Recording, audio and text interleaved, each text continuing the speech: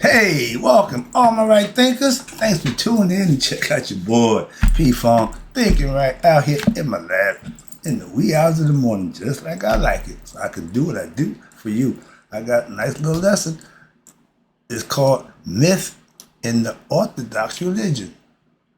I thought religion was, it's myths. Let's talk about it. All right. Rightism, 25 rules to live by. Storytelling, story with a message. There's a message in my stories for life. I give you life lessons. You tune in and receive them. I appreciate you. We got a good thing going. Let's do what we do. Right thinking mission, and I'm on it, is to enlighten, inspire, educate, and motivate you, the individual, to a higher spiritual level of enlightenment. Excuse me. Right thinking way of life through mental and spiritual discipline, practice daily will help and guide you to attain your goal of reaching spiritual enlightenment, aka know thyself. My mission that all right thinkers know thyself. If you're a right thinker, your goal is to know thyself. See where we're going with this? Let's get that together. So I asked the question, do you know you? You will when I get through. That's what I do. It's rhetorical, but if you don't have to answer for yourself, tune in. I got you. A person who knows not and knows not that they know not is foolish. Disregard them. A person who knows not and knows that they know not is simple, but you can teach them. That's why I do what I do for you. I appreciate you too, even a negative response. A person who knows not and believe and think that they know is dangerous. Avoid them. I do. A person who knows and knows not that they know is spiritually asleep. I can awaken them. I'm your spiritual alarm clock here to wake you up with knowledge of self. That's what I do for you. A person who knows and knows that they know is wise. Follow them. All these persons reside in you. Right thinkers know thyself. And to my yacht, be true. We on page 48. We rolling. But we about to talk about this is something y'all don't seem to understand. Myths. Religions are ran by myths, not real true stories. They're all mythological. First of all, understand that. Let's talk about the myth that's in Orthodox religions. Okay? Instead of questioning and debating, you might want to pay attention and you can learn something. I'm about to teach you something right now. There's 3 things to religion that y'all should follow. Just like in Masonry, every cult got rules. First is the myth. Second is the ritual. Third is the mysticism. If we was Masons, it'd be entrepreneurs, fellow craft, and master masons. But the analogy and allegory, I'm going to use both of them interchangeable, so I'm trying to set you up for that. Let's go. As previously discussed, in its complete and correct form, religion is composed of 3 aspects. Mythological, the story, ritual, the enactment of the story, and the metaphysical, or what they call, we know it as the mystical experience. I'll call it the awakening. Our ancestors called it nihas. Okay? That means you've done all these things correctly and you reached the pointed goal, which is to gain knowledge of self. Mystical philosophy is the basis of myth. It is expressed in rituals and experienced in the metaphysicals, meaning you're going to practice the ritual to get the effect. Spiritual discipline is what I live by daily, and that's a yoga concept. It's a philosophy, okay, not a religion. But of the given religions, while many religions contain what? Rituals, traditions, metaphors, and myths.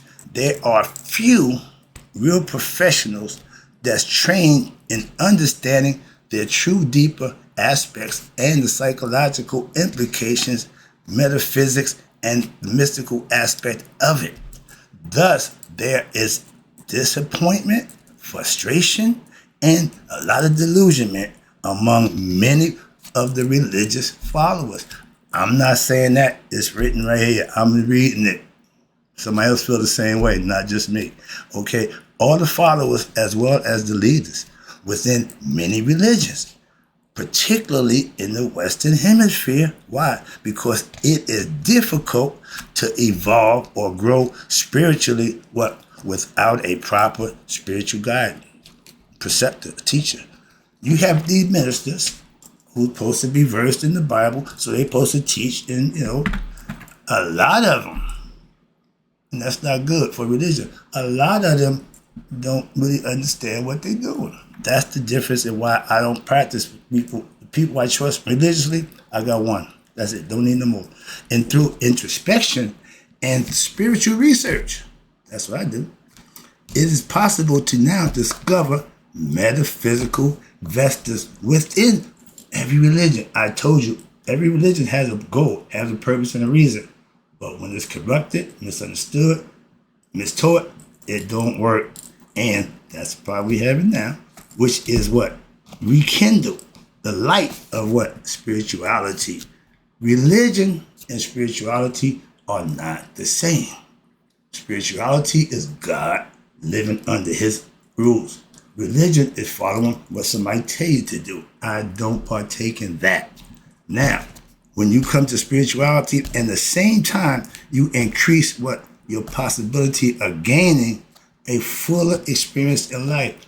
Life is meant to be lived. You get a philosophy, you practice it, and you can live the fullest life. So like religion, the intent is to follow the tenets they lay out, the commandments that they give you, and you should be fine. And you will, if it's done correctly. That's all we're saying. And the exoteric, what's that? The outer ritualistics, okay, of the religions. And forms of religion with which what most people are all familiar with. We just with first Sunday. What? Communion.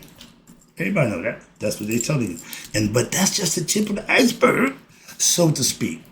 We get caught up in the myth and the ritual and forget the experience that you get if you did it the right way and practice it on your own. Something will happen automatically. That's the mystical experience.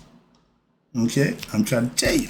It is only a beginning of what? An invitation or a prompting for you to seek what? A deeper esoteric. That's what I teach you. Esoteric information. The true meaning, the hidden meaning behind what I'm teaching you. Signs and symbols have an esoteric meaning. Okay? So the religion. And discover with esoteric teachers, you can now discover what? The transcendental truth of your existence. AKA, you'll be able to know yourself. That's what it's all about. And that's the intent for religions. But people take it, and once God give it, and man get it, you guarantee it's no longer going to be God's way. Why? Because man going to do something to it every time. Mess it up. Simple as that. All right? But while on the surface, right here, I got 3 lines. First one says doctrine. The second one says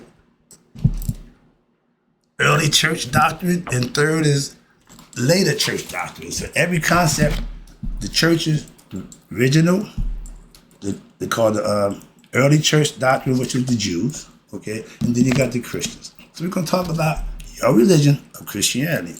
While on the surface, it seems to be what? Many differences between the philosophies. Upon closer reflection, there is what? Only one major division. That of belief. Theist. A non-belief atheist. If you believe in God, you're a theist. You don't, you atheist. That means you're with it or against it. Simple. Your choice. And I tell you all the time, an atheist and a theist, both is right. Why? That's their right to choose. Make the decision for themselves. The consequences of that decision is up to each one of them to pay. Okay? That's the difference. Now, amongst the believers, there are still differences of opinions, which should not matter, as how to believe. That don't make sense. But this is the source of all trouble between religions and spiritual groups. Ding, ding, ding, ding. You can't tell me just believe. I need facts, proof that makes sense. So with a philosophy, you can practice what they tell you and you find out for yourself. Same concept with the belief, but a lot of times the story, and if you believe it, you're going to pretty much make it happen. Why? Because you believe it. So you want to make it happen for real, even if it's a lie. And that's been going on for 2,000 years. Moving on. And what happens? To traditions and the customs, one reason for this is because ordinary religion is deistic. I mean, it's a whole bunch of talking. And it's based on traditions and customs, which is what the Jews haven't changed nothing. The Bible, the first 5 books, they take that. After that, they don't want to deal with it. They call y'all the New Testament. But these are the old guys. They got their philosophies they believe. We're going to talk about it in 1 second. Now, over the period of years, traditions and customs, which themselves are based on the culture. Right there. Remember, culture is the environment in which you live in. And since cultures vary from place to place, from one time in history to another, that's understandable, there will always be some variation in spiritual traditions. These differences will occur not only between cultures, but also even within the same culture. We have issues with us. Again, an example. Now, if the Orthodox, who the Orthodox Christians?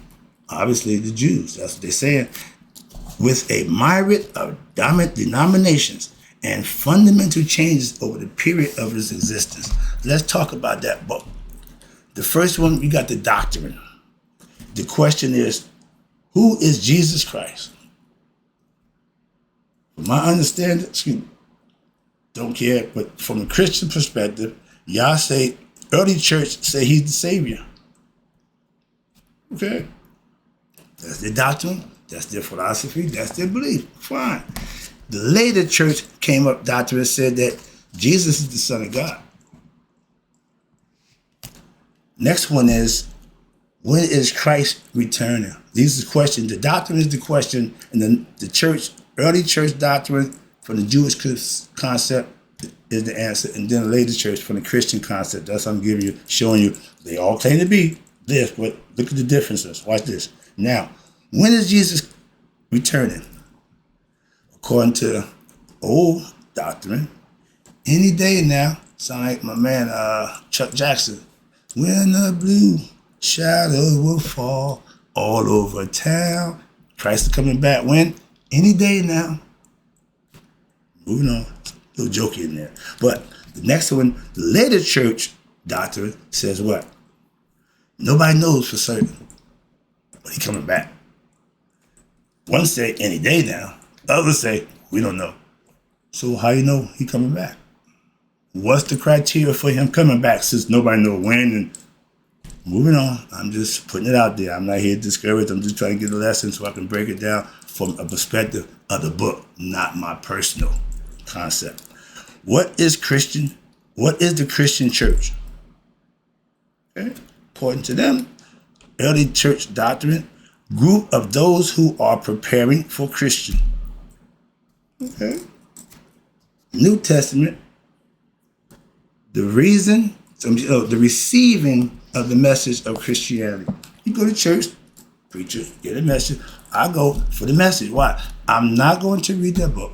I got other things to do, and on Sunday, I'll go get my lesson, and after the lesson, I'll call my pastor. We discuss what the lesson was as a student. That's what I do, to know if I'm getting the right message. He said, Brother Wright, you're the only one to do that. Okay, but I ain't think nothing special, nothing different. If I'm going to school, I'm getting a lesson, I'm letting the teacher know I'm learning. I ain't just sitting there going, no. You delivering the message, I'm receiving it, I'm letting you know I'm getting it. So we work like that. Now, who can be part of the church?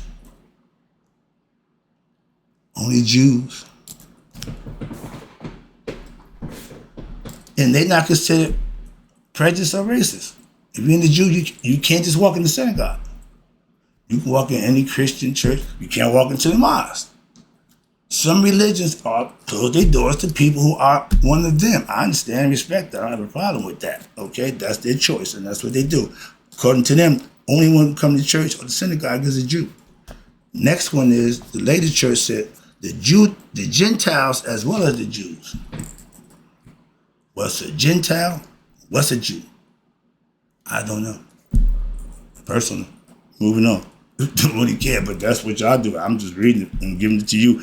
I don't indulge. Now, it says, who can be part of the church? Last one. Okay, last one. What is the proper way of Christian worship? Do you know, Christians? According to the early church doctrine, the Jews in the synagogue and the Jewish temple as services. They call them synagogue and temples. Okay, that's their house of worship. Fine, no problem.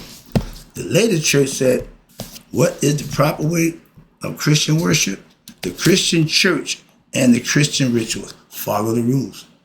If you go to here, Pentecostals got one rule, they got another rule, they got another rule. Everybody got different rules. So you, like a basketball game, you got another rules. Everybody got different rules. Card games, everybody got different rules.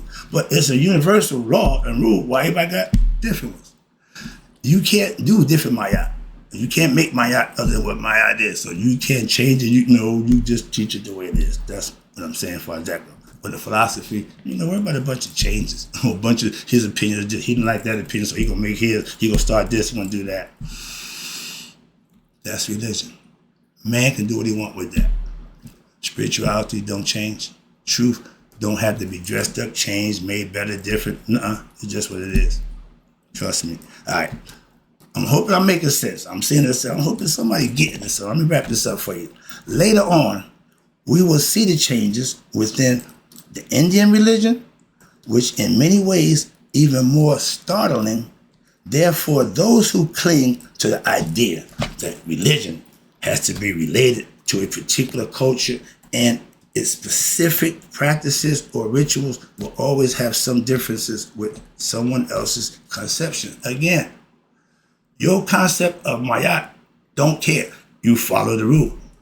That's what it is. You don't have an option to make it better or change it because you don't like it or you don't make a difference. That's the problem with that religion thing. Everybody want to suit their needs. It ain't that way. But myth, ritual, and the mysticism is the process of becoming religious with understanding, not just blindly running around hooting and hollering, playing you this, you that, but it's some things that you need to practice and to do, okay? And the rituals will always, the mysticism, if the three, okay, now, this point of view may be considered as what they call dogmatic. Most Christians can quote verses from the Bible. Everybody can tell you about the verse, yeah. But do they understand the verse? Do they practice and live by the verse? Or they just spouting it out there because it sounds good and it means something at the point in time? Yeah, that's dogmatic. Or they call that orthodox, okay? Know the rules, understand it. But in the 3 stages of religion, just like any kind of occult Masonic order too, there's 3 things you have to do to practice to be proficient. First, the myth. Everybody knows the story. It's the myth. It ain't real. Jesus, no. I say people in the Bible didn't do it, but Jesus did. No, he's part of everything else. Just a myth. Okay. Then the ritual. You practice the myth. You understand the myth so that you can get conscious and understanding what it's telling you. It's a story. Acting something that you can follow and be part of. I get that. And if you did that, you would reach what they call mysticism or the mystical experience. You and God will have a conversation. Kundalini will rise only when you live right. And you have a culture that belongs to what? Most everybody follows a myth and the ritual stages of religious practice. And most of them are just at the elementary level. Meaning it's more to what you think you got, it's more to it. That's what it's telling you. And if you're Christian and you just go to church, you know the stories, you read the Bible, but you're not living it, you call yourself a Christian. Why? That's what a Christian means, to live the Christian concept. Like a Muslim, you can't be a Muslim and eat pork. That's a violation of what you stand for. Simple. Jews don't eat pork either. So they ain't exempt. Everybody got rules that they have to follow. That's what I'm saying. And if you don't like to follow the rule, you can't partake in that. That's all. Moving on. And an important thing, which will be developed throughout this volume, this book, is the understanding, the real understanding of complete religion. It's okay to practice it. It's a good thing to do. Just know how you do it. That's all. That's what he's trying to explain to you. A lot of y'all don't, and you make it look bad. That is in what? It's 3 aspects. Mythological, ritual, and again, metaphysical, or what we know to be the mystical experience. That's the anointment. That's when you and God become one. That's when you become Christ conscious. You like Christ now. You found your Father. Y'all become one. He tried to implement that to y'all. And watch this. At the first level of human beings, meaning you learn the stories. and the traditions of your culture. Everybody does that. I come from a concept where we have what you call Baptists. You know what Baptists? What happened to them? Holy Rollers, Sanctum, whatever they call them. But they was Baptists. Spoke in tongues, they did all that. What? I witnessed that from my grandparents. They was doing that. Okay? That's how I know about that. And everybody has stories of religion. And at the second level, after the story, the second level is the ritual. Some people get caught up in the ritual. Go to church, get dressed, look nice every holiday, partake in all this stuff. Yeah, pay your tithes. I'm a good Christian. No, you're not. Going to church and paying tithes to church don't make you a good Christian. Living right, treating people right, doing the things you need to do, that makes you a good Christian. That way, when you go on church on Sunday, you can feel good about what you did during the week. Not going to Sunday and say, well, all of a sudden I'm praying my prophet. That's the problem with a bunch of them. It ain't just Christians. Everybody does the same thing. Fakers are fakers in any religion. Okay, moving on. Now, if it's practice and learn, what happened? At the third level is where the party begins. Why? At the third level, you, the practitioner, now called a spiritual aspirant. And you are led to actually what? Go beyond the myths, beyond the ritual, to what? Attain what they call the ultimate goal in religion, which is to become Christ conscious, anointed. But you got to put the work in. They forgot to tell you that. Obviously, because y'all just think you're supposed to just believe and that just happened. That annoys me. But to become Christ conscious is to practice, learn the things you need to learn, and that will happen. And what happened? This is an important principle. Why? Because many religions present different aspects, which is fine, or philosophies at different levels, and an uninformed onlooker may label it as what? Primitive and idolatrous, etc., but without understanding what's really going on. And that's the people, the ignorant people who just see and just make accusations, start pointing fingers and saying stuff that they really don't know. Okay, that's understandable. Okay, for example, Hinduism. An ancient Egyptian religion presented what they call polytheism and duality at the first two levels, okay, teaching you about the gods of religious practice. However, here we go, pay attention, this is the part right here.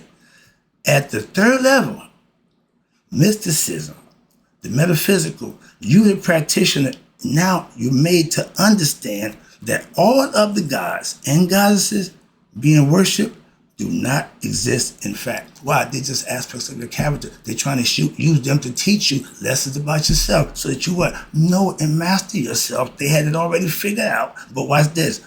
But really, the gods and goddesses are really aspects of what? The one single, transcendental, supreme self. God, the circle is the world. We're in it, and everything in it of it is of God.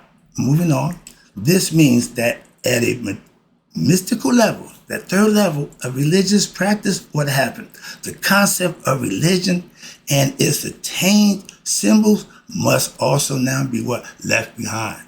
They were good tools to learn. Now you put them down, and what happened? That is to say, you have transcended the mystical disciplines, spiritual disciplines that you follow to constitute what? The technology or the means by which the myth and the ritual of religions and the spiritual philosophy can be developed to its highest level to reach Nihas, Horushood, Christhood, anointment. It's all the work that you put in, and those people who put the work in, they receive that benefit. I'm one of them. My pastor's one of them. So my church family, some of them. They live it. That's all you got to do. Talking about it, don't get it done. Let me wrap it up again. In contrast, Orthodox religions present images as if they are in fact mundane realities as well as what? Transcendental realities by definition. Idolatry is the presentation of an image of the divine, aka God, as if it is a reality. We don't use graven images, but when it comes to teaching and philosophy, we give you images to represent that. That's not idolatry, that's teaching of philosophy. But y'all get caught up in, y'all push that cross thing. That's what the symbol, okay, that's fine. But that don't represent God, and y'all know that. We all know that. So therefore, Orthodox traditions are the true idolaters. Why? and the mystical religions, and since they do not ascribe absolute or abiding qualities to their images, and they are not adulterous. They try to explain to you what the image means. I get and understand that. But if you're caught up in the image, you forget the lesson. The lesson is to go through the image to understand what it represents. God is spirit and consciousness. Represent the all. Why? Because human beings need both those things to be a person. The body have nothing without spirit. The body don't work nothing without conscious. That's God's presence in physical form in us. Hope you understand the concept. I'm going to wrap it up. Yeah, I got to get this one thing because this is another lesson about the myths. Myth, the fluid language of what? The unconscious mind. To leave a stain in your brain, tell the story so you can imagine it and go along with the story and get an understanding. That's what the purpose of the myths are. Myths are fluid language. It is the language of concepts. Again, I just give concepts which are represented through, again, signs and symbols, themes, legends, traditions, heritage, and a philosophy that's contained in the said myth. All those things are to get you to understand, to learn. Myths are representations of what? A higher transcendental spiritual experience. Tell you the story. You understand, you become the story. So now it's in your mind, it's in your unconsciousness. That's what they're trying to tell you. And these representations are what? Manifestations of intuitional truths that are mirrored in your unconscious mind as the transcendent spirit projects it into what? Time and space. You can think it. You can think it. You can say it. You can manifest it. That's God in the flesh. You have that power. That's why we in his image. And as it relates to something outwardly, the language of myth is necessarily free from what? The incumbents of historicracy,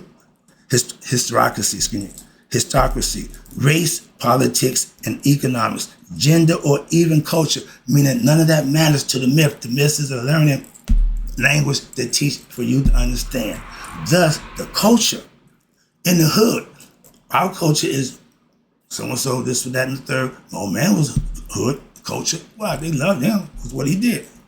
Okay, moving on. But the manifestation of your spiritual concepts, you are who you believe you are, and they are not the meaning or the essence of the myth, but rather its mode of what? Manifestation within their concepts, okay, within that particular culture. And when I was coming up, I wanted to be drug dealer, pimp hoes, slam Cadillac, those, make a bunch of money, all that nonsense. That's a culture thing. If I was in I'm from the hood, projects. If I was in the suburbs, I have a different perspective. I know that. That's when you're going to compare differences. Yeah, he lived here. Two different scenarios. I don't know nothing about gardening and what. I'm from bricks, okay? No gardens, no flowers, no grass. We got to go to the park to get grass where I come from. So different culture. And you are your environment, what you are. But accordingly, the myth is highly interchangeable, meaning it can work anywhere you want it in the way that what? The written word is not. The written word is just what it is. This is why concepts, again, are more easily communicated between people who speak a different language than translated words. Why? Because concepts is closer to reality than words. If we can meet on a level of understanding, then we can go back and forth and have an understanding. But the more a concept is what? Considerized, okay? Codified, interpreted as what? Historical events, right there, or made into dogmatic teachings and imposes on the culture. They don't tell you that book is not literal. The people in there didn't really exist. If they did that, you wouldn't have that impression. You wouldn't have that idea. The Egyptians knew that we followed a philosophy, mythological method. Concept. We know it wasn't literal. Y'all keep telling me we've been known that. We use them to what? Help us become better people. That's why. And the power to what? Communicate with the transcendental nature of self is now subverted. Why? Because the myth becomes a whipping tool to use against political, religious, or social enemies. Now, at this level, true religion cannot be practiced. Why? Falsehoods, no truth. The myth degrades to the level of what? Dogmatation, or words, which expresses as what? Narrow-mindedness, social pride, nationalism, sexism, prejudice, intolerance, and racism. Consequently, it fails all areas of anything that's fundamental, right, and good. Why? Because it's corrupt, it's tainted. That's why. And it is important at times, a matter of life, peace, and death, war, to understand the deeper psychological and spiritual nature of the purpose of the myth. We kill because we believe what somebody told us. We will do what somebody told us because we believe it. It's all mythological. It's all just to teach you a concept. It's not real. We making all that become a way of life. And we wonder why things are so bad. Really? The philosophy of spiritual transcendence and enlightenment through mythic living, right there, living, do not begin with the dawn of the dynastic period. No, in ancient Egypt history, the evidence from ancient texts and the history of Menesto show that the ancient Egyptian history, which is known and written about in now modern times, is what? Is only the descent of a much more ancient era in Comitian civilization, which began many thousands of years before the dynastic era ever came into existence. Why? That's when the white man came in. He only knows from that point about us. He don't know anything other than that. We do. Moving on. And the ancient Egyptian sages recognized what?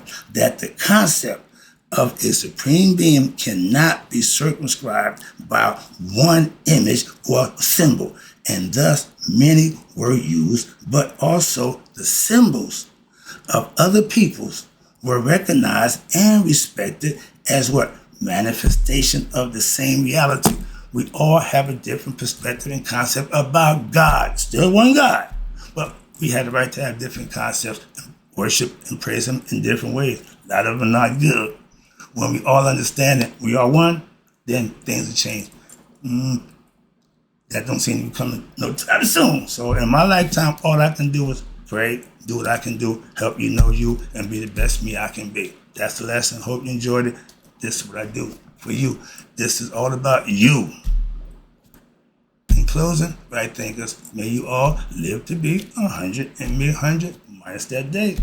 So I never know that my right thinkers who actually know themselves have passed away. I'll be right back.